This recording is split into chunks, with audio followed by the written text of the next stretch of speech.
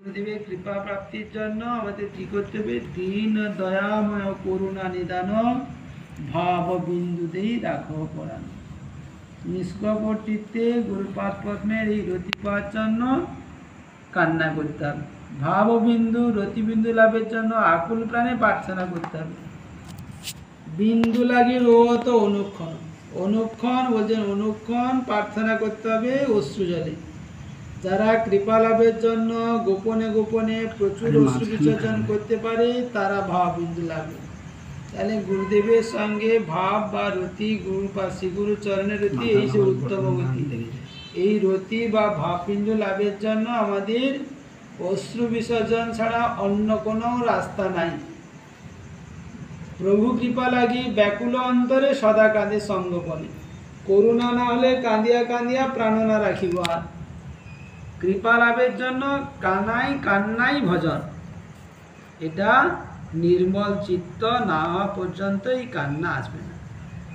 অপরাধ শূন্য হয়ে যখন চিত্ত নির্মল হবে তখন কৃপার জন্য কান্না আসবে। প্রবল অশ্রু বিসর্জন ছাড়া চিত্ত নির্মল হয় না।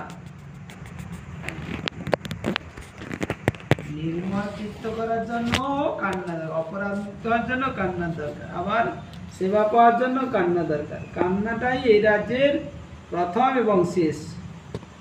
ভজনের প্রথম ভজন করতে হলো কান্না দরকার, আবার সিদ্ধি লাভ করতেও কান্না দরকার। কান্না ছাড়া এই ভজন হয় না। তাহলে আমাদের কি গুরুপাদ পদ্মের যে শিক্ষা গুরুদেবের এই চিত্তবৃত্তি, গুরুদেবের আদর্শ বা চিত্তবৃত্তিটাই, যে চিত্তবৃত্তির অনুগমন বা অনুসরণ যদি আমরা না করতে পারি তাহলে গুরুপাদ পদ্মের কাছে যাব কি করে বা সঙ্গ হবে কি করে? সেই জন্য বলছেন ভক্তির নির্ধুত দোষানাং প্রসন্ন উজ্জ্বল চেতসাং শ্রী ভাগবত রক্তানাং রসিকা সঙ্গ রঙ্গিনা। এই যে গুরুপাদ পদ্ম তিনি রসিক ভক্ত, তিনি ভাগবত অনুরক্ত, কিন্তু তার সঙ্গে রঙ্গ বা সঙ্গ করতে হলে কি করতে হবে? সেই রসিক ভক্তের সঙ্গে সঙ্গ করতে হলে ভক্তির নির্ধুত দোষানাং প্রসন্ন উজ্জ্বল চেতসাং, উজ্জ্বল চিত্ত, প্রসন্ন উজ্জ্বল চিত্ত আমাদের লাভ করতে হবে, তৈরি করতে হবে। কিভাবে তৈরি করতে হবে? কি বললেন গুরুদেব? সেই চিত্ত নির্মল করতে হলে কান্না দরকার। কান্নাই একমাত্র রাস্তা। চিত্ত নির্মল বা চিত্ত দর্পণ মার্জন বা প্রসন্ন করতে হলে, শুদ্ধ করতে হলে কান্না। গুরুদেবের কাছে, নামের কাছে, ধামের কাছে, বিগ্রহের কাছে, বৈষ্ণবগণের কাছে, সকলের কাছে প্রার্থনা করতে হবে। চিত্ত নির্মল হলে তখন ভগবানের রূপ দর্শনের জন্য প্রবল পিপাসা থাকবে। যারা শ্রী গুরুদেবী ও শ্রী ভগবানে যার শ্রী গুরুদেবী ও ভগবানে আসক্তি হয়েছে তার রূপ দর্শনের পিপাসা জাগবে, অভিলাষ জাগবে। এতদিন যে রূপের কথা শুনছিল, এখন ভগবানের সাক্ষাৎ রূপ দর্শনের জন্য তার লোভ লালসা পিপাসা জেগেছে, তখন তার আর অনর্থ থাকতে পারবে না। গুরুদেবের আসক্তি হলে তার সমস্ত অনর্থ নিঃশেষ হয়ে যাবে। গুরুদেবের সঙ্গে সম্বন্ধ বা এই যে নিষ্ঠা, গুরুদেবের নিষ্ঠা, গুরুপাদ পদ্মের সেবার প্রতি রুচি, গুরুপাদ পদ্মের আসক্তি, এই হলে অনর্থ নষ্ট হয়ে যাবে। তখন গুরুদেবের নিত্য স্বরূপ দর্শনের জন্য, সেবার জন্য, কাছে যাওয়ার জন্য তার প্রাণ শক্তি। কোন অবস্থায়? এই যে গুরুদেবের যে আজকে যে বিরহ তিথি আমরা পালন করতে বসছি, তাহলে আমাদের গুরুদেবের স্বরূপ দর্শনের জন্য, তার সেবা লাভের জন্য, তার কাছে যাওয়ার জন্য আমাদেরকে আরতি জেগেছে, আকাঙ্ক্ষা জেগেছে, কান্না আসছে। কখন? ওই যে বলছে তার কাছে যাওয়ার জন্য, তার স্বরূপ দর্শন করার জন্য, তার সঙ্গ, তার সেবা পাওয়ার জন্য প্রাণ ছটফট করবে। কখন করবে? গুরুপাদ পদ্মের রতি হলে হবে।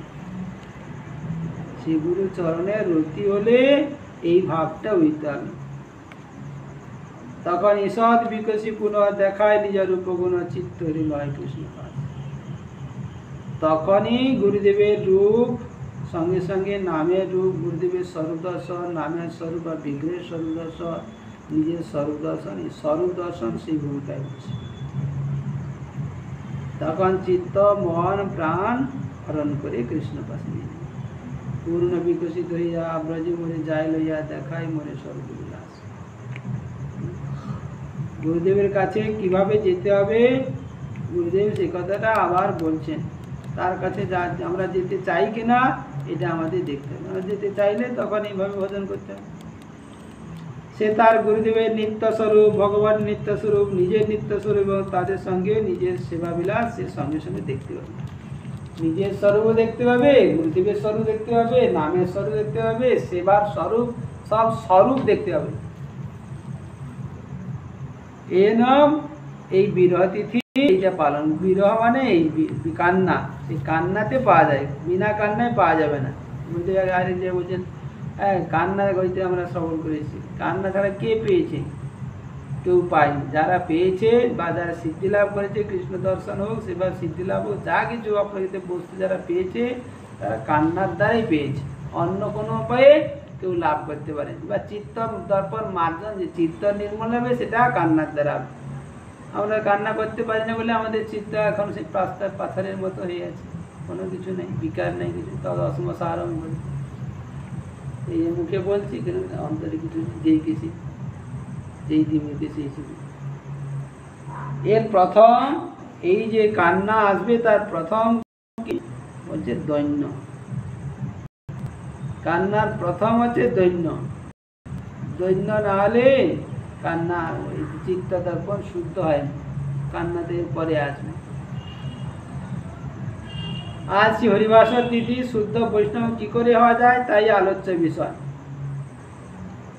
শুদ্ধ ভক্তি, শুদ্ধ বৈষ্ণব ছাড়া শুদ্ধ ভক্তি হবে না। শুদ্ধ ভক্তি কে? শুদ্ধ ভক্তি কে? যে শুদ্ধ বৈষ্ণব সে শুদ্ধ ভক্তি করবে। শুদ্ধ বৈষ্ণব না হলে শুদ্ধ ভক্তি করতে পারবে। তাহলে আমরা শুদ্ধ বৈষ্ণব হয়ে গেছি যে শুদ্ধ ভক্তি করবো, যে মা হয়েছে তাহলে সে করছে, মনে মনে ভাবলে হবে। শুদ্ধ নাম, শুদ্ধ নাম, সে শুদ্ধ বৈষ্ণব ছাড়া শুদ্ধ নাম গ্রহণ করতে পারবে না। শুদ্ধ নাম, শুদ্ধ বৈষ্ণব না হওয়া পর্যন্ত আমরা কেউ গোলকে যেতে পারবো না। যে গোলকে গুরুদেবের সঙ্গে গৌর সুন্দরের কাছে যা যেতে চাইবে তাদের শুদ্ধ নাম করতে পারবে। তাহলে শুদ্ধ নাম যার হবে তার কি আর অভিমান থাকবে? কোনো এই জগতের কোনো অভিমান থাকবে না। তব স্বল্প স্ফূর্তি পায়, উগ্রতা দূরে যায়, লিঙ্গ ভঙ্গ হয় না। এই দেহের কোনো আর অভিমান থাকবে না। নাম হচ্ছে, তার নাম হয়নি, শুদ্ধ নামই হয়নি। শ্রী গুরুদেবের চরণ কমলে আত্মনিবেদন করলে স্বরূপ শক্তি অবতরণ হয়। শ্রী গুরুদেবের কৃপা শক্তি, স্বরূপ শক্তি, লাদি শক্তি, যোগমায়া শক্তি হৃদয়ে সঞ্চারিত হলে মায়া শক্তি চলে যাবে। জড় দেহমন পলায়ন করে, ভজনে আর পা দিতে পারে না, তখন আত্মার স্বরূপ জাগ্রত হয়ে যায়। আত্মার বিরূপ অবস্থায় এই দেহমন, প্রাকৃত দেহমনটা আত্মার বিরূপ অবস্থা। আত্মার স্বরূপ অবস্থা এই সুন্দর, সেটা চিন্ময়, অপ্রাকৃত, দিব্য, জ্যোতির্ময়। আত্মা সেই রূপটা নিত্য সনাতন। স্বরূপ শক্তি সঞ্চারিত হলে সেই রূপটা জাগ্রত হয়। এই রূপের সঙ্গে গুরুদেবের সঙ্গ হয়, দর্শন হয়। এই সনাতন রূপের সঙ্গে গুরুদেব সনাতন আত্মা, শিষ্য যখন সেই স্বরূপে সনাতন আত্মা হবে, সেই তার সম্বন্ধ বা সেই রূপের সঙ্গে সঙ্গ বা সেবা হয়। এটা স্বরূপ শক্তি সঞ্চারণের ফলে এই সনাতন আত্মা জীবাত্মা তখন সে তখন শুদ্ধ ভক্তি সাধন করতে হবে। তাহলে শুদ্ধ ভক্তি সাধনটা কখন হচ্ছে, ভূমিকাগুলো জানতে হবে। শুদ্ধ ভক্তি কখন হয়? এই যে শুদ্ধ স্বরূপে জীব যখন শুদ্ধ স্বরূপে প্রতিষ্ঠিত হয়, সমস্ত অভিমান চলে যায়, আত্মা যখন জাগ্রত হয়ে যায়, তখন শুদ্ধ নাম হয়, শুদ্ধ সেবা হয়, শুদ্ধ ভক্তি হয়, গুরু সেবা, বৈষ্ণব সেবা, বিগ্রহ সেবা তখন প্রকৃত হয়ে থাকে। আত্মা এই স্বরূপটা সহজে জাগ্রত হয় না। যাদের পূর্বজন্মের স্বীকৃতি আছে তারা গুরুদেবের কাছে এসে শ্রবণ কীর্তনের সেবা করতে করতে তাদের অন্তরে স্বরূপ শক্তি সঞ্চারিত হয়। যারা জন্মান্তর আবৃত সংস্কারবন্ত, অর্থাৎ যারা পূর্বজন্মের কিছু হরিগুরু বৈষ্ণবের সেবা করেছে, যাদের সুকৃতি সঞ্চিত হয়েছে তারাই জন্মে ভক্তির কথা বুঝতে পারবে। পূর্বজন্মে সংস্কার না থাকলে এই জন্মে গুরুপাদ পদ্মের কাছে এসে কিছু লাভ উঠাতে পারবে না। তারা জীবনে আচরণ করতে পারবে না, সুকৃতি নেই, আচরণ করতে পারবে। তাহলে আমাদের সুকৃতি আছে কিনা আমরা বলি যে বাণী অনুসরণ করতে পারছে না কেন, আচরণ করতে পারছে না কেন? সুকৃতির অভাব। মর্তবুদ্ধি, গুরুদেব মর্তবুদ্ধি সুকৃতি না থাকার জন্য চিত্ত দর্পণ মার্জন করতে পারছি না, সাধন করতে পারছি না। যারা পূর্ব জন্মে ভক্তির কিছু কাজ করেনি তারা এই জন্য ভজন করতে পারবে, ভজন করতে পারবে বলে পরিষ্কার করে বলে দিই। যাদের পূর্ব জন্মের স্বীকৃতি নেই তারা গুরুদেবের কাছে এসে কিছু স্বীকৃতি সঞ্চয় করতে পারে, যদি তার আদেশ নির্দেশ অনুগমনে চলে, গুরুদেবের আদেশে কিছু সেবা শিক্ষা গ্রহণ করে, তাহলে স্বীকৃতি সঞ্চয় হতে পারে। আর না করলে তার কথাই নেই। এই জন্য সকল ছাড়িয়া ভাই শ্রদ্ধা দেবীর গুণ গাই, যার কৃপা ভক্তি দেবের। গুরুপাদ পদ্মে আত্মনিবেদন করলে গুরুদেব অপ্রাকৃত শ্রদ্ধা দান করে। এটা প্রাকৃত শ্রদ্ধা নয়, গুরুদেব অপ্রাকৃত শ্রদ্ধা দান করে, তখন জীব ভজন করতে। অপ্রাকৃত শ্রদ্ধা অর্থাৎ শাস্ত্রীয় শ্রদ্ধা, লৌকিক শ্রদ্ধা নয়। গুরুদেবের সঙ্গ তখন হয়। ভক্তিমূলা সুকৃতি শ্রদ্ধোদয়, শ্রদ্ধা এলে সাধু সঙ্গ অনায়াসে হয়। গুরুদেবের সঙ্গ, গুরুদেব যখন অপ্রাকৃত শ্রদ্ধা দান করেন, সেই শ্রদ্ধা পাওয়ার ফলে জীব গুরুদেবের সঙ্গ করতে পারে, নাহলে গুরুদেবের সঙ্গ করতে পারে, গুরুদেবের কাছে এলেও সঙ্গ হবে না। শ্রদ্ধা ভিতরে জীব সাধু সঙ্গে ভজন আরম্ভ করি। ব্রহ্ম